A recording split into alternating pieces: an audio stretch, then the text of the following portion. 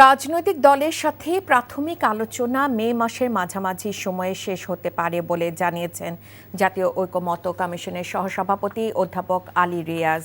সকালে সংসদ ভবনে এলডি হলে ন্যাশনাল ডেমোক্রেটিক মুভমেন্ট এনডিএম বাংলাদেশের সাথে আলোচনার শুরুতেই তিনি একথা জানান। বলেন যে ঐক্য দিয়ে ফ্যাসিবাদ মুক্ত হয়েছে, সেই ঐক্য আবারও ফিরে আসবে। এ সময় এডিএম এর চেয়ারম্যানের নেতৃত্বে একটি প্রতিনিধি দল বৈঠকে অংশ নেন। ববি হাজার জানান, সংস্কারের বিষয়ে বেশিরভাগ জায়গায় একমত তার দল এনডিএম। প্রস্তাবিত সংস্কার বাস্তবায়ন হলে জনবান্ধব সরকার গঠন সহজ হবে বলেও মন্তব্য করেন তিনি। 2 টার্মের মধ্যে সীমাবদ্ধ রাখার বিষয়েও আমরা পুরোপুরি একমত নই।